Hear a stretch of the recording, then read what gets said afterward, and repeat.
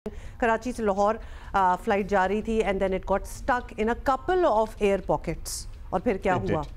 ये 2 दिन पहले हुआ है बाय द वे। बस वो लैंड कर गई थी या करने वाली थी और उसके बाद टच डाउन करते ही दोबारा वापस उड़ा दिया गया जहाज़ और कराची दोबारा ले आया गया उसे। लेकिन बड़े ही हौलनाक मनाजिर, पर्टिकुलरली अगर आवाज़ के साथ आप सुने तो आपका दिल दहल जाए। 24 मई हफ्ते के रोज़ ये वाक़या हुआ। एक मामूल का दिन था। 200 के करीब मुसाफिर कराची की निजी एयरलाइन का तैयारा पकड़कर लाहौर के लिए मामूल का सफ़र कर रहे थे, रवाना हुए।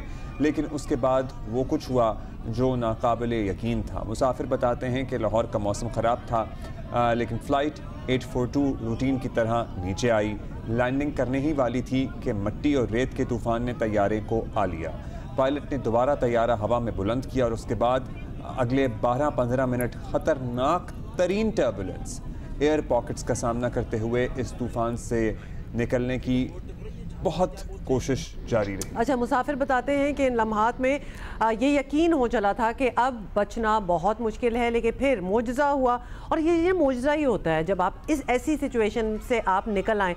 और पायलट जो था ये एयरक्राफ्ट कई 100 किलोमीटर वापस कराची बहिफाजत लैंड करने में कामयाब हो गया। मतलब उसने उसके बाद अटेम्प्ट ही नहीं किया कि लाहौर में दोबारा लैंडिंग ट्राई की जाए। ही turn back and came back. का मौसम भी खराब था बाय द वे। अच्छा, माहिरीन का कहना है कि इस तैयारे को विंड शेयर या फिर माइक्रो बर्स्ट ने हिट किया था और कोई हादसा ना होना किसी अनहोनी से कम नहीं है।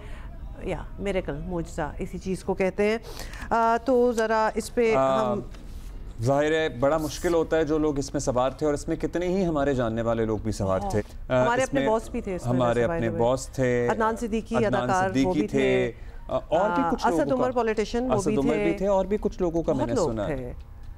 बहुत से लोग थे, बहुत सी नॉन पर्सनालिटीज इसलिए भी थी, बहुत से लोग थे जिनको आप और हम इसलिए जानते हैं क्योंकि लाहौर में PSL का फाइनल होने वाला था। तो आना जाना तो एक लगा ही रहा था। बहुत से लोग उसके लिए भी ट्रैवल कर रहे थे। और फिर लाहौर कराची, मतलब ये तो बहुत ज़्यादा बिजी एक कॉरिडोर है जिसमें कम्यूट होता ही रहता है। एविएशन जर्नलिस्ट ताहिर इमरान मियाँ हमारे साथ हैं, उनसे बात कर लेते हैं because we would like to understand कि हुआ क्या था। ताहिर, हफ्ते के रोज़ कराची लाहौर फ्लाइट के साथ जो हुआ, कहा जा रहा है कि ये बहुत ही बड़ा हादसा हो सकता था।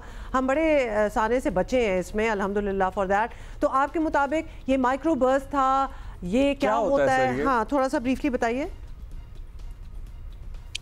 देखिए, जो हवाबाजी की दुनिया में मुख्तलिफ टर्म्स इस्तेमाल होती हैं, जो उसको बुनियादी तौर पे जहाज को उड़ाने के अंदर जो हवा का एक रोल होता है, वो बाज़ औक़ात उसके अगेंस्ट चला जाता है और उसको एक आम जो उसके लिए स्पेसिफिक टर्म है वो विंड शीयर है, और उसके फिर अंदर एक और टर्म है जिसको माइक्रो बर्स्ट कहते हैं। अब विंड शीयर बुनियादी तौर पे हवा की एक ऐसी फोर्स होती है जो, लेट्स अस्यूम कि हमारा जहाज है, तो जहाज के ऊपर वर्टिकली या हॉरिजेंटली जहाज के ऊपर जो है वो हवा मुख्तलिफ जानिब से आती है। तो बाज़ औक़ात हवा दोनों तरफ से आती है और साइड वेज जाती है, बाज़ औक़ात साइड से आती है और ऊपर की तरफ जाती है, नीचे की तरफ लेके जाती है जहाज को। तो जहाज की जो अनयूजुअल हवा की मूवमेंट है वो बुनियादी तौर पर जहाज को इफेक्ट करती है। अब इसका सबसे ज्यादा खतरा जो होता है वो जहाज के लैंडिंग के वक्त या टेक ऑफ के वक्त होता है। बहुत दफा लैंडिंग के वक्त होता है, और इस तैयारे में जो हमारे पास फ्लाइट जिसकी आप बात कर रहे हैं, इसमें लैंडिंग के वक्त इसके ऊपर शदीद किस्म का एक माइक्रोबर्स्ट का अटैक हुआ, जिसके नतीजे में हवा जो है वो बुनियादी तौर पे ऊपर से जहाज के आई, उसने जहाज को लैंड करते हुए पुश किया। इस सिचुएशन में जो प्रॉब्लम हो सकता है वो ये कि जहाज यहाँ से नीचे की तरफ ज्यादा जा सकता है, जहाज यहाँ से भी जा सकता है, और जहाज स्लैम भी हो सकता है। तो पायलट ने फील किया कि अब उसको आगे लेके जाना चाहिए। तो ये बुनियादी तौर पर हवा के रद्दोबदल, जो स्पीड के रद्दोबदल के अंदर जो मुख्तलिफ किस्म के उसके एक्सट्रीम वेदर कंडीशंस के अंदर है, उन टर्म्स को माइक्रोबर्स्ट या विंड शीयर कहते हैं। तो उस मोमेंट पे एक पायलट की महारत, उसकी decision making in that moment कितनी इंपॉर्टेंट है कि what he decides to do next. मतलब दैट इज तो सर, इसका जाहिर है अल्हम्दुलिल्लाह हादसा नहीं हुआ, लेकिन इसमें किसकी महारत ज़्यादा अहम है या किसका फैसला? पायलट, जाहिर है वो तो पायलट है ही, या फिर airline decision makers, ground staff, क्या सबका मुश्तरका फैसला होता है या उस वक्त पायलट ने ही डिसाइड करना होता है? देखिए, तैयारी जो होते हैं बुनियादी तौर पे दुनिया में जितने भी क्रैशेस होते हैं उनके अंदर ह्यूमन एरर की बात की जाती है। तो दुनिया में हवाबाजी बहुत हद तक सेफ बना दी गई है, अनलेस के तैयारे में कोई मसला हो, मेंटेनेंस का मसला हो, मेजॉरिटी जो गलतियां होती हैं वो इंसान की गलती होती है। तो जैसे ये विंड शेयर का मामला है, पाकिस्तान में से कबल एक विंड शेयर का मामला पहले भी हुआ था, भोजा एयर का एयरक्राफ्ट था। अब वो पायलट भी सिमिलर सिचुएशन में थे। इस सिचुएशन में पायलट ने अक्लमंदी का मुजाहिरा किया, क्योंकि अगर आप माइक्रोबर्स्ट या विंड शेयर का शिकार हैं तो उसके अंदर सबसे बड़ा हल यह है कि आप फौरी तौर पे फुल इंजन पावर दें और जहाज को आप ले जाएं ऊपर, यानी आप हवा की फोर्स की अगेंस्ट, क्योंकि जहाज की फोर्स हेडविंड जो सामने की तरफ से आती है, टेल विंड जो जहाज को पीछे की तरफ से मूव करती है।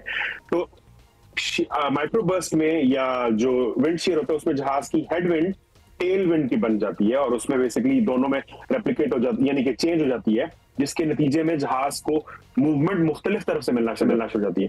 तो पायलट ने उसका फायदा उठाते हुए उसके अगेंस्ट काम करने की बजाय अपने आप को टेक ऑफ किया।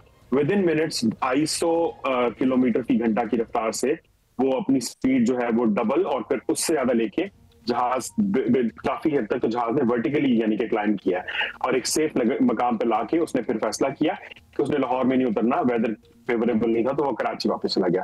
तो मैं क्रेडिट पायलट को दूंगा और उसकी ट्रेनिंग को दूंगा जो कि उसने समझदारी का मुजाहरा करते हुए उसको इस्तेमाल किया। Hats off to the pilot ji. मतलब इस तरह फिर उसमें से निकलने के लिए ऑलमोस्ट वर्टिकल ऊपर जाना और फिर क्लाउड कवर से निकल के, मतलब आई एम श्योर जब सूरज नज़र आया होगा लोगों को तो क्या खुशी हुई होगी। अच्छा ये बताइएगा ताहिर कि अब इस तैयारे में इतना फ्यूल तो था कि वो वापस कराची तक आ गया, क्या आम तौर पर इतना फ्यूल रखना प्रैक्टिस है, मामूल की बात है? और अब जिस तरह के एविएशन चैलेंजेस आ रहे हैं, क्या इतना फ्यूल एक जहाज़ में होना चाहिए? ये बड़ा इंटरेस्टिंग सवाल आपने किया है, क्योंकि मैं समझता हूँ कि जहाज जो है वो उसको यानी इस्लामाबाद भी जा सकता था, जहाज ये फैसलाबाद भी डाइवर्ट हो सकता था, जहाज ये सियालकोट भी हो सकता था। यानी लाहौर के आसपास 3 बड़े एयरपोर्ट्स हैं जहां पर A320 लैंड कर सकता है सेफली। तो आई डोंट नो कि उस वक्त वेदर सिचुएशन हर जगह खराब थी। मुझे ये चीज समझ नहीं आई कि कराची जाने का फैसला क्यों किया। लेकिन जो आपके सवाल का दूसरा हिस्सा है कि इतना फ्यूल तो जहाज के अंदर बुनियादी तौर पे इतना फ्यूल होता है कि वो डाइवर्ट कर सके सेफ डिस्टेंस के लिए। तो लेकिन मुझे ये यानी कि इतना फ्यूल उसके पास था कि वो वापस कराची आ गया, that is a very very interesting question. क्योंकि let's talk about the doomsday scenario.